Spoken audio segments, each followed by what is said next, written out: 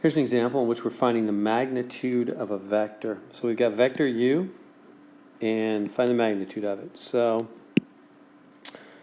vector u. So what does that mean? So we want the magnitude of vector u, which is -2, 5. Magnitude means the length of the vector. So let me show you. You don't have to graph it. This is just not required, but I want to give you the reason why what I'm about to do is true. Oops, that line got really off. Here, let me try that again. There we go. Okay, so for this vector, I'm gonna draw it. I'm gonna go from the origin. You don't have to, but I'm gonna do that, and I'm gonna go back to. So I'm gonna start here. I'm gonna go back to. Right, because, oops, back 2, boom, boom, and then up 5. Here, let me try that again. Whoops, there we go. So back 2, up 1, 2, 3, 4, 5. This is like an X and a Y, right? So, starting from here, going up to there, like that. So back 2, up 5, there's the vector u. That is the vector u. Okay, well, and you want to know the length. What is the length? The magnitude is the length. What is the length of that vector? How long is that vector? Well, how would we figure that out? You see what you could do? You could just make a little right triangle right there, right?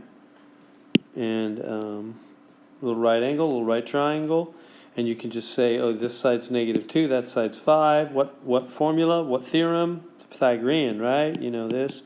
A squared plus b squared is c squared. The u is the c, right?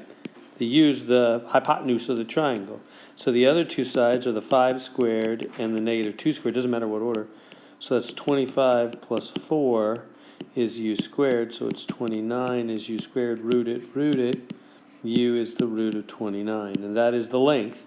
That is how long vector u is. So long story short, the formula for the magnitude, and how you write it is with those double bars.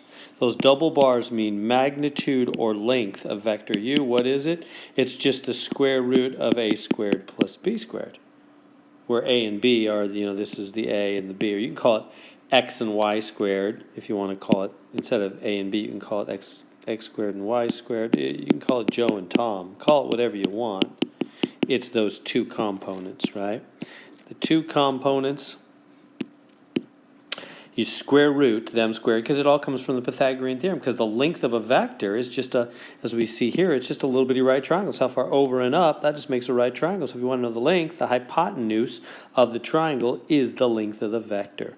So that's how we find magnitude or length of a